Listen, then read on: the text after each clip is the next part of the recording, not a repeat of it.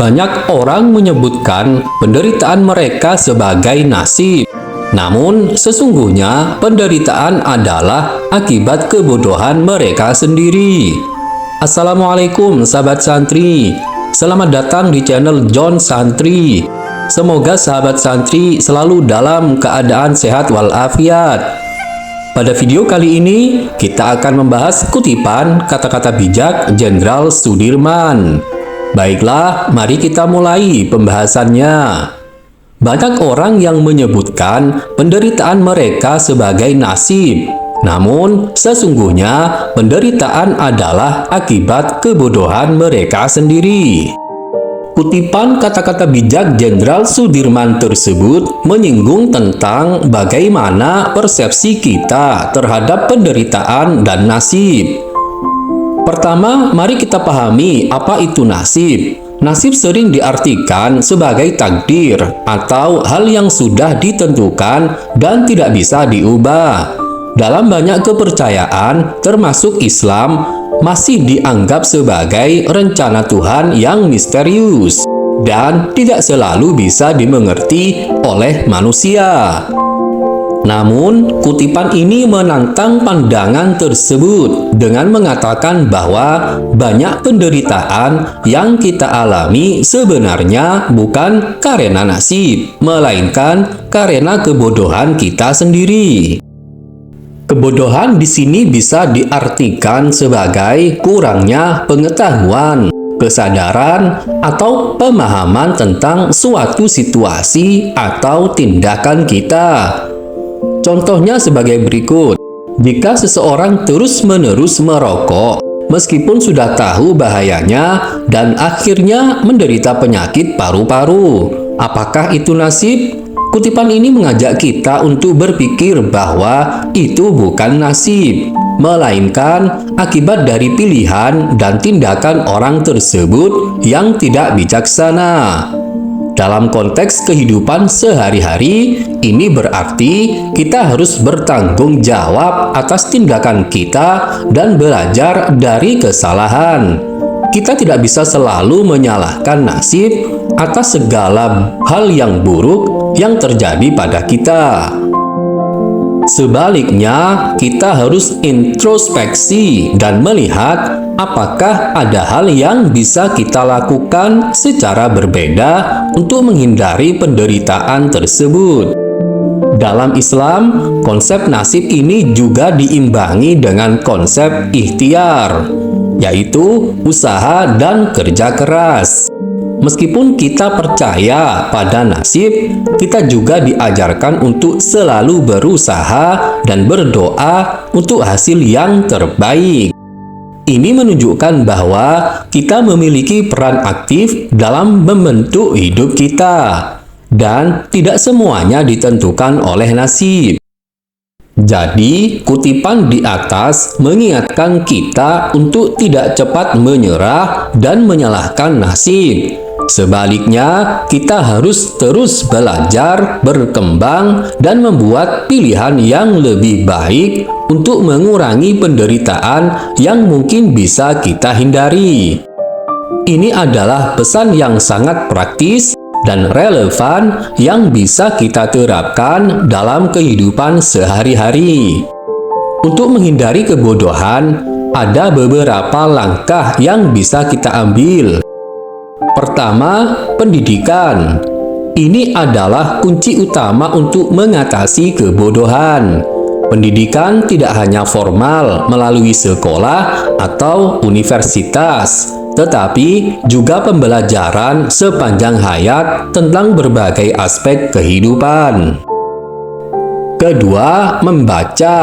Membaca buku, artikel, dan sumber pengetahuan lainnya membantu kita untuk memperluas wawasan dan memahami dunia dari perspektif yang berbeda. Ketiga, berpikir kritis. Belajar untuk berpikir secara kritis dan mempertanyakan informasi yang kita terima. Ini membantu kita membedakan antara fakta dan opini, serta menghindari penyesatan. Keempat, pengalaman. Pengalaman hidup seringkali memberikan pelajaran yang tidak bisa didapat dari buku. Terbuka terhadap pengalaman baru dan belajar dari kesalahan adalah cara yang baik untuk mengembangkan kebijaksanaan. Kelima, refleksi diri. Meluangkan waktu untuk introspeksi dan refleksi diri membantu kita memahami kekurangan kita dan apa yang bisa kita perbaiki. Keenam, dialog dan diskusi. Berdiskusi dengan orang lain, terutama yang memiliki pandangan berbeda, dapat memperkaya pemahaman kita dan membantu kita melihat sudut pandang lain. Ketujuh, kesadaran. Menjadi sadar akan bias dan prasangka kita sendiri adalah langkah penting untuk menghindari kebodohan. Ini memungkinkan kita untuk lebih objektif dalam penilaian kita. Kedelapan, keterbukaan. Terbuka terhadap ide-ide baru dan bersedia mengubah pendapat saat disajikan dengan bukti yang kuat. Kesembilan, praktik spiritual. Bagi beberapa orang, praktik spiritual seperti meditasi atau doa dapat membantu meningkatkan kesadaran dan kejernihan pikiran. Kesepuluh, mentor dan pembimbing. Mencari mentor atau pembimbing yang bijaksana dapat memberikan panduan dan nasihat yang berharga dalam perjalanan kita. Dengan menggabungkan pendekatan-pendekatan ini, kita bisa terus tumbuh dan mengembangkan diri untuk menjadi lebih bijaksana dan terhindar dari kebodohan yang bisa menyebabkan penderitaan. Ingatlah bahwa setiap orang memiliki potensi untuk belajar dan berkembang, tidak peduli dari mana mereka berasal atau berapa umur mereka.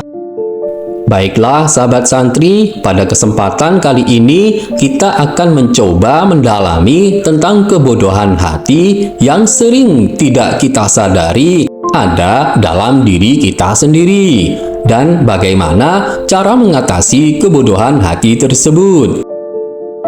Kebodohan hati adalah suatu keadaan di mana seseorang tidak menyadari atau mengabaikan nilai-nilai batin yang penting seperti kejujuran, empati, dan kebijaksanaan. Ini bukan hanya kurangnya pengetahuan, tetapi juga kurangnya pemahaman tentang bagaimana bersikap dan bertindak dengan cara yang benar dan baik. Baiklah, yuk kita lanjutkan pembahasannya. Yang pertama, kebodohan hati seringkali terkait dengan kesalahan dalam memahami apa yang benar-benar penting dalam hidup. Misalnya, seseorang mungkin terlalu fokus pada kejayaan, kekuasaan, atau popularitas dan mengabaikan pentingnya hubungan, kebaikan, dan pertumbuhan pribadi. Kedua, kebodohan hati bisa membuat seseorang buta terhadap perasaan dan kebutuhan orang lain. Ini berarti mereka mungkin bertindak tanpa mempertimbangkan bagaimana tindakan mereka mempengaruhi orang lain yang bisa menyebabkan sakit hati atau konflik. Ketiga, kebodohan hati juga bisa berarti ketidakmampuan untuk belajar dari kesalahan. Alih-alih mengakui dan memperbaiki kesalahan, seseorang mungkin menyalahkan orang lain atau keadaan, dan dengan demikian tidak pernah belajar berkembang atau berubah menjadi lebih baik. Keempat, kebodohan hati seringkali disertai dengan keangkuhan dan egoisme. Seseorang mungkin merasa bahwa mereka selalu benar dan tidak perlu mendengarkan atau mempertimbangkan pandangan orang lain. Yang kelima, kebodohan hati bisa diakibatkan oleh kurangnya refleksi diri. tanpa mengambil waktu untuk merenungkan tindakan dan motivasi mereka. Seseorang mungkin tidak menyadari kekurangan atau kesalahan mereka. Untuk mengatasi kebodohan hati, seseorang bisa mengambil beberapa langkah sebagai berikut.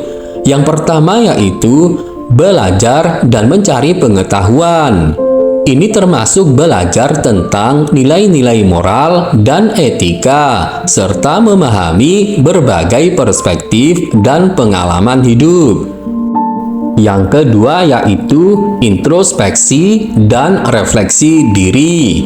Mengambil waktu untuk memikirkan tentang tindakan dan sikap kita, serta dampaknya terhadap diri sendiri dan orang lain. Yang ketiga yaitu mendengarkan dan empati. Membuka hati untuk mendengarkan dan berusaha memahami orang lain, serta menunjukkan kepedulian terhadap perasaan mereka. Keempat yaitu mengakui dan memperbaiki kesalahan. Bersedia mengakui ketika kita salah dan berusaha untuk memperbaiki kesalahan tersebut. Yang terakhir yaitu mengembangkan kebijaksanaan. Melalui pengalaman, pembelajaran, dan refleksi, kita bisa mengembangkan kebijaksanaan yang membantu kita membuat keputusan yang lebih baik. Dengan mengambil langkah-langkah ini, kita bisa mulai mengatasi kebodohan hati dan mengarahkan diri kita menuju kehidupan yang lebih penuh dengan pemahaman, kebaikan, dan kebijaksanaan. Kebodohan hati bukanlah sesuatu yang tetap. Ini bisa diubah dengan usaha dan keinginan untuk tumbuh secara batin.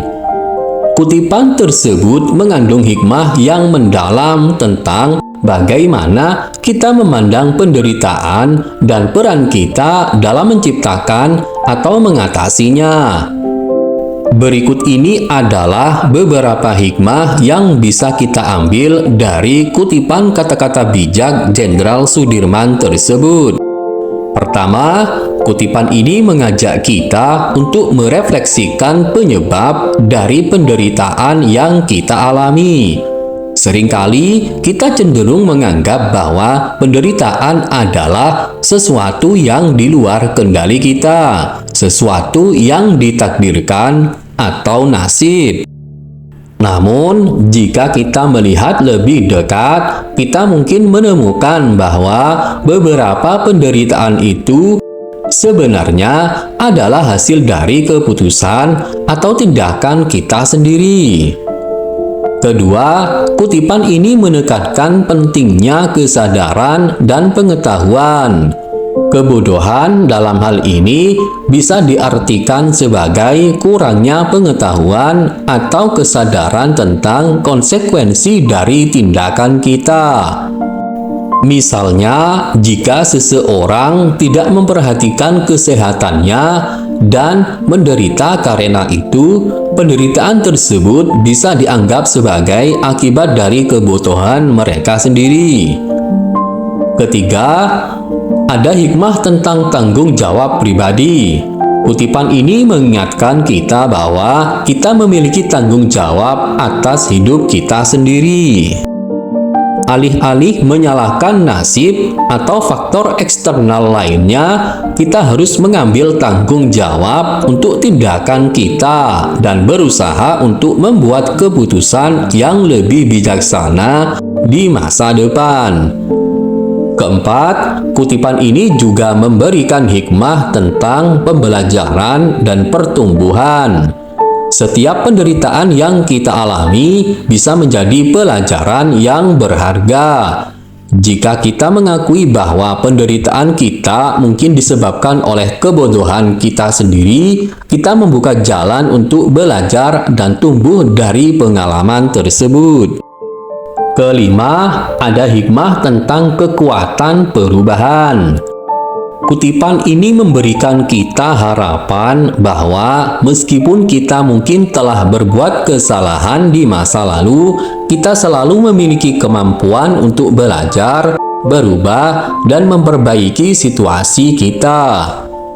Keenam, kutipan ini mengajak kita untuk berintrospeksi diri.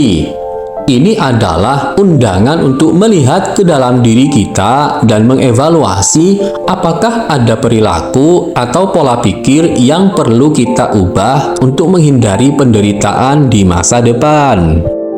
Ketujuh, kutipan ini mengingatkan kita tentang pentingnya kebijaksanaan.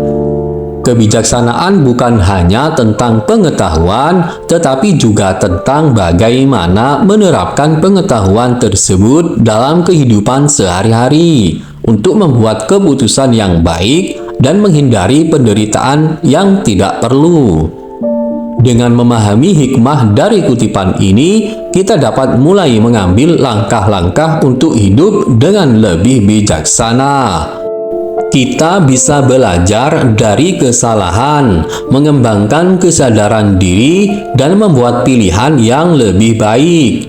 Dengan demikian, kita tidak hanya mengurangi penderitaan kita sendiri, tetapi juga berkontribusi pada kebahagiaan dan kesejahteraan orang-orang di sekitar kita. Baiklah sahabat santri, semoga pembahasan ini bermanfaat untuk kita. Jika Anda mempunyai pengalaman atau pendapat lain, silahkan ketik di kolom komentar. Karena pengalaman atau pendapat sahabat santri sungguh sangat membantu kita untuk belajar menjadi lebih baik. Jika Anda menyukai video ini, silahkan klik like dan subscribe. Dan bagikanlah video ini supaya bermanfaat. Terima kasih sudah mengunjungi channel John Santri. Wassalam.